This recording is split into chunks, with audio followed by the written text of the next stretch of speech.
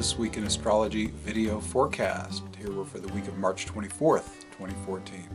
I'm Benjamin Bernstein with astroshaman.com. I'm an astrologer, a shamanic healer, and an awakening activator. So let's get into what our week is about astrologically.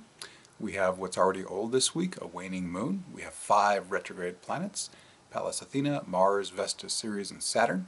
And we've got a couple of T-squares still in play. One involves Juno, along with Jupiter, Uranus, and Pluto, the core T-square that's running 5 months. And we've also got one with Jupiter, Uranus, and Pluto, the basic version of that T-square that's transmitting revolutionary transformation. So, now that we have our overview of what's old, what's new, well, one of 2014's most powerful new moons headlines the week. The Aryan Sun and Moon amplify revolutionary transformation as they line up with a Jupiter-Uranus-Pluto T-square that I was just talking about. In fact, it's a T-square kind of week with 3 T-squares and variants, stimulating challenge for growth, and 5 Mercury and Venus aspects round out a powerful astrological week. So, let's find out what's going on as we roll it day by day. On Monday, March 24th, we only have one small lunar event. We have a Moon-Pluto conjunction. It may not feel small if you're sensitive to Pluto, though. It's happening around 3 p.m. U.S. Eastern Time, and when the Moon and Pluto get together, it's intense, it's transformative. It's a good time to go deep and clear out your old emotional and psychological baggage, or you could just have some amazing tantric sex. So lots of ways you can use that Pluto in a wonderful way. You can dive into the occult, astrology, numerology, tarot, runes, whatever you're drawn to that goes behind the scenes. It's great for investigation, detective work, research, so many cool things you can do. Psychology under a Moon-Pluto conjunction. But be quick about it. The Moon-Pluto conjunction will only be active for 3 or 4 hours either side of the conjunction. Tuesday, March 25th opens with a void of course moon that's kicking in at 8:35 a.m. U.S. Eastern Time. The rule of thumb with void moons is to try not to start major new stuff or make major purchases when the moon has made that last Ptolemaic aspect and before it's come into the next sign. The next thing on our agenda here on Tuesday, March 25th, or I should say on the universe's agenda, is a Uranus-Juno conjunction. Both planets are at 12 degrees Aries. So, under this, are you ready to take your committed relationships, romantic and platonic, beauty and sexuality, to the next level? With Uranus conjunct Juno, let your intuitive flashes guide you. This is a component of the Juno-Jupiter-Uranus-Pluto T-square that peaks tomorrow, and I will tell you about that in just a moment. I mentioned earlier that the moon went void today here on Tuesday at 8:35 a.m., and that is going to resolve also here on Tuesday at 6:39 p.m. U.S. Eastern Time as the moon enters Aquarius. With the moon in Aquarius, we have 2.5 days of that tone being part of the day's energies. It's mixed in with all the other stuff, of course. But the Aquarius moon is awesome for letting your freak flag fly, following your intuitive flashes, and doing something humanitarian. So I encourage you to get into that kind of cool Aquarian stuff on Tuesday and the days that follow. Next here on Tuesday, March 25th, we have a T-square with Venus, Pallas Athena, and Saturn. What is a T-square, you may ask? Well, it's in geometry, rather, we'd call it a right triangle, 90, 90, 180. So we've got Venus, Pallas Athena, and Saturn. So under this, and I'm going to talk in terms that might sound like I'm talking to the ladies, but you guys who have your sensitive side active, this is for you too. And those of you who are of indeterminate gender or in between, definitely up your alley too. So, is your feminine style marked more by bold assertiveness or yielding receptivity? Would it serve you to better balance the yin and yang within your feminine expression? This is a key opportunity as Pallas Athena and Venus oppose each other while squaring Saturn. This creates this dynamic T-square I was talking about. Now, Saturn loves to test for weaknesses. Weakness, aha! So, if either your inner warrior goddess or compliant helpmate are too dominant or repressed, a situation may arise to bring this to your attention. If so, Saturn will support you if you plan a realistic way to bring your feminine expression into greater balance. On Wednesday, March 26th, we open with Mercury trine Jupiter. Mercury's at 11 Pisces, Jupiter's at 11 Cancer. Learning and communication are smoothly energized by this aspect. Mercury's Piscean placement makes it easier to get into the zone creatively and receive consistent guidance from your inner wisdom. And then we have 2 back-to-back T-squares coming up. Let's start with the 4-planet T-square that started on March 13th. It has Juno, Jupiter, Uranus, and Pluto involved. That peaks today and ends on April 8th. This is related, of course, to the Jupiter-Uranus-Pluto T-square. That is its foundation. And that T-square, as I've already mentioned, started broadcasting revolutionary transformation in late December, and it's going to continue through the end of May. Now, as I wrote on March 13th, I'm going to repeat the forecast I gave then because I couldn't improve on it. Juno carries a variety of meanings, including peace, fertility, and committed relationships. This asteroid goddess also represents sexuality, beauty, the renewal of love, and even betrayal. So, staying attentive to these themes in your life will show what you need to release. You will also see what paradigm shifts are needed to enhance your well-being with new expansion, joy, and hope. Yay! And then, right on its heels, same day, another T-square. Now, this time, the 5-month Jupiter-Uranus-Pluto T-square is once again the foundation, but now it's joined by the Sun, and that ratchets up the evolutionary transformation sky party. So, the intensity here on planet Earth around all this gets even stronger. Are you not noticing how intense it's getting for everyone and how a lot of people are getting more challenged and things are just heating up very intensively? I characterize this energy as wake up or go crazy. So wake up! So the Aryan Sun's radiation of intention, rather initiation, inventiveness, sexuality, adventurousness, and striving for a worthy cause peaks on April 2nd and ends on April 10th. So my advice for working with the Jupiter-Uranus-Pluto T-square is now more relevant than ever. And it doesn't really matter, well, of course it matters what it's touching, but the way you work with the natal themes being stimulated are always the same. And I'll just briefly give that to you now. So when you're being aspected by Pluto, step 1, release everything you don't need, everything that is not serving your evolution and personal growth. That includes all the objects you have. If they are not giving you big pleasure or are necessary or are, promoting your evolution, if in doubt, throw it out. Next step, look at your relationships. Are there any relationships you're in that are not promoting your forward growth, that are not promoting your evolution? The ones you want to weed out are the ones where you are being held back from what you are needing to grow into, people who are trying to hold you the same or pull you back into what you used to be, people who are cutting you down instead of cheerleading you. You really want to surround yourself with people who are really, promoting and supporting your evolution when Pluto comes along. And finally, ideas and concepts. You may be thinking too small. There's that fantastic scene in the movie Inception. If you haven't seen that, 4 or 5 levels of dream going on at the same time. And there's this fantastic scene in one of the dreams where they're in this snowy area and they're getting fired on all over the place. And there's a man up by an electrical transformer, and this one guy has this kind of small gun and he keeps firing, and the other guy says, "Really, darling, you need to dream bigger." And he pulls out this gigantic rifle and boom, takes it out. And he imagined the rifle, and there it was.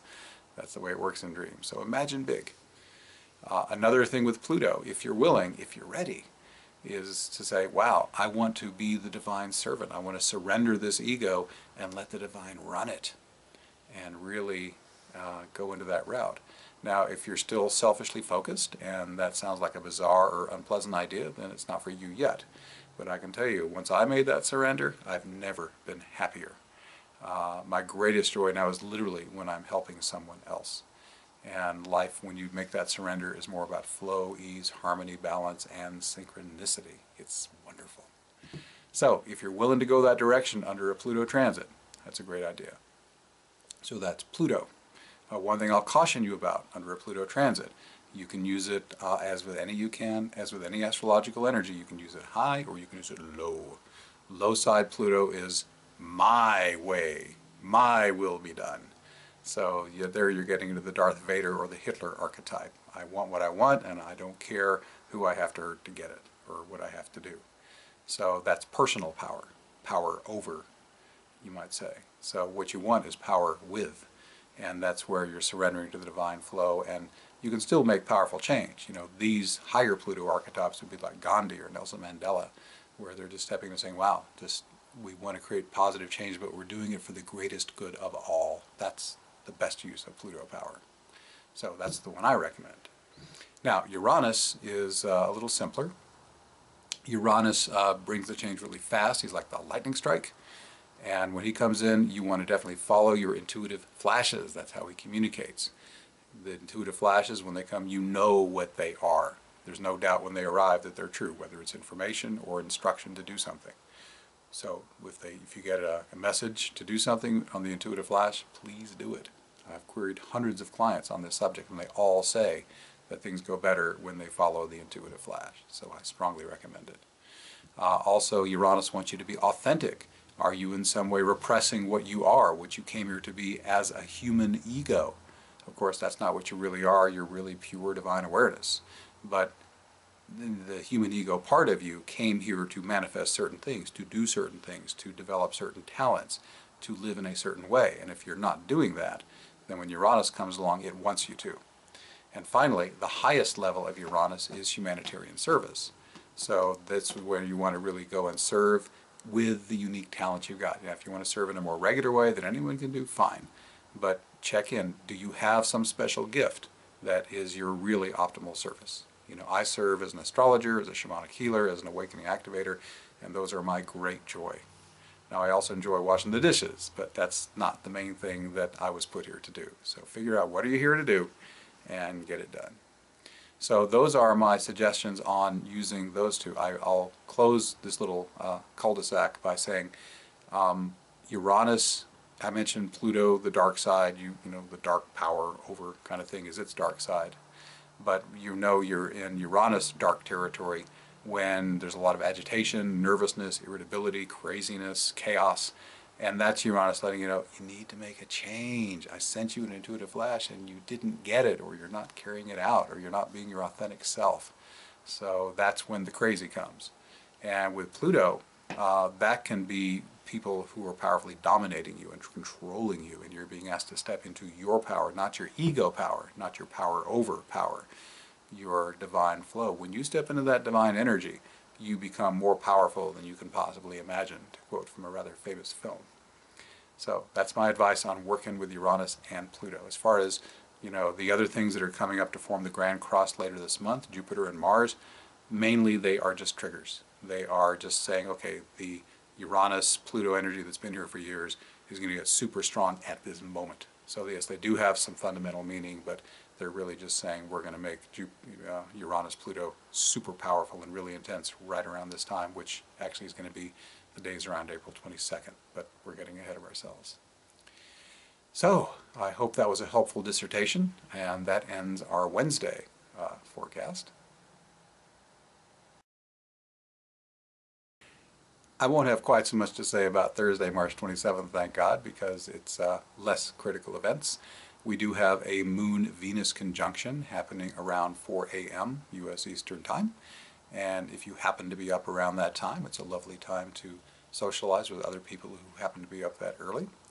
It's also great for creativity and flow and harmony and balance and such things. Or maybe you'll just have nice dreams. We also have a void moon kicking in that morning at 9:14 a.m. and that will resolve also on Thursday at 8:11 p.m. when the moon enters Pisces. And the moon in Pisces is a wonderful time for practices that make you one with the divine.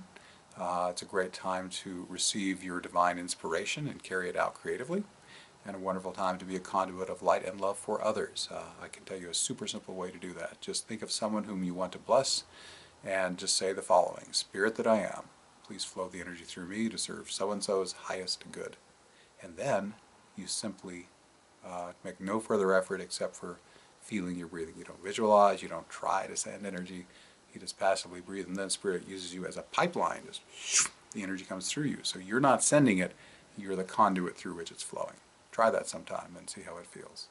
And it's easy to do it for people you love. It's really cool to do it for people you're having conflict with. When you do that, then amazingly, as you be the conduit for that person, you'll feel where you're all knotted up energetically, start to release and clear. So it's a very cool way to start a healing process.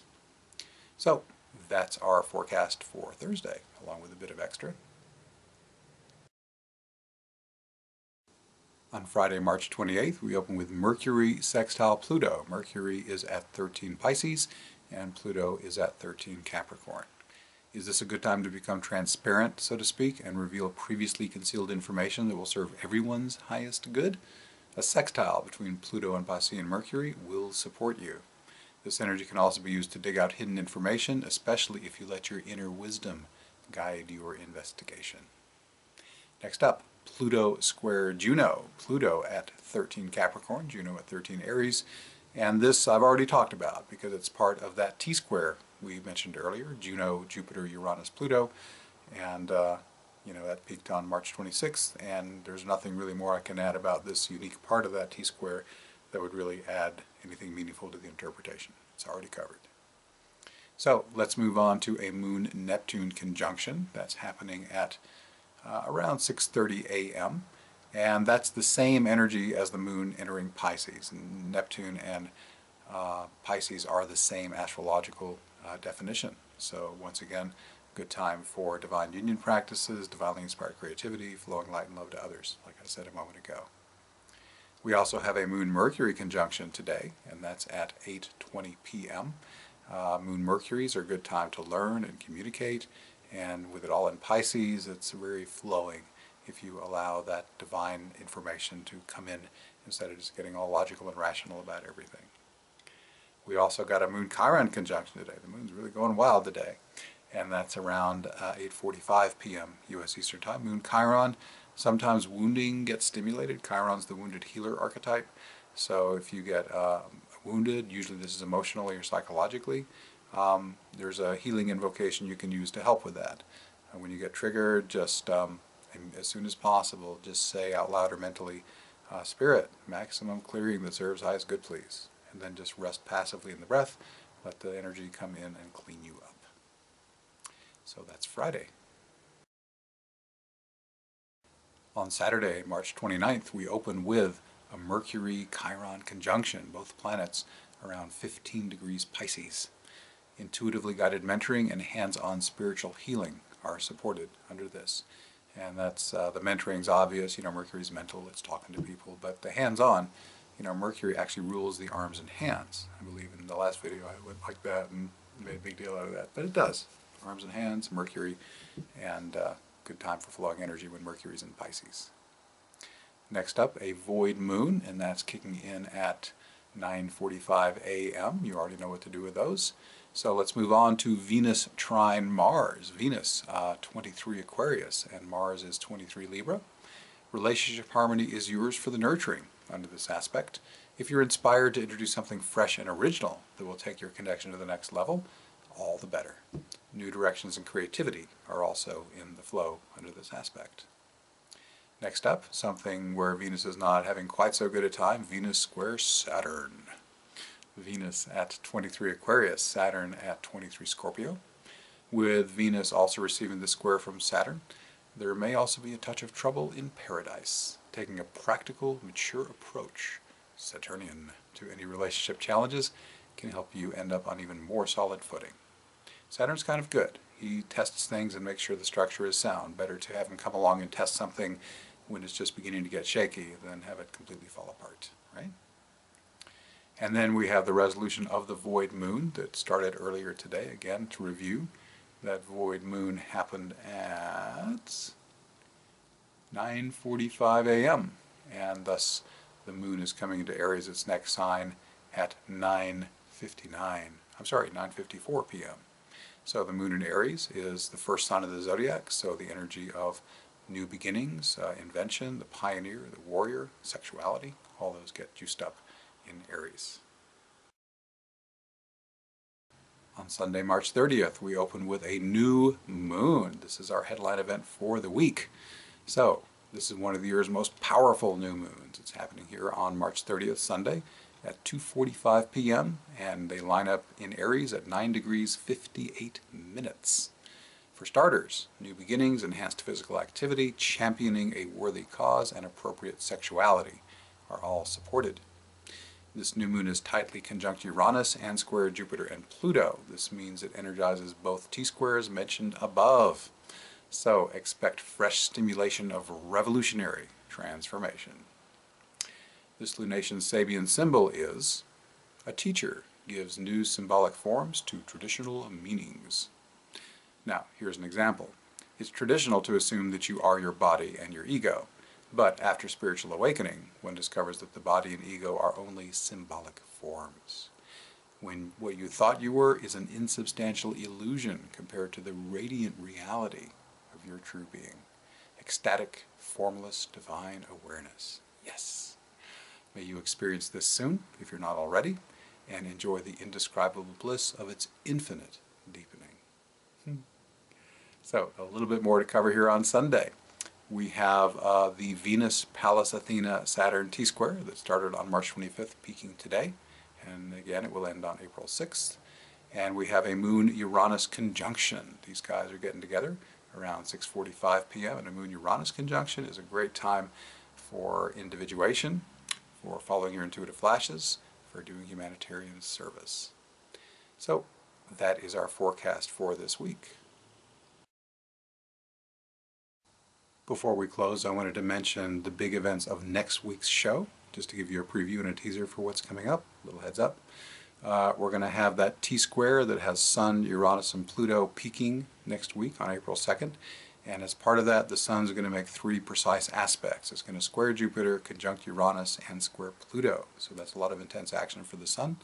Mercury is going to quincunx Mars and trine Saturn, and Venus is going to enter Pisces.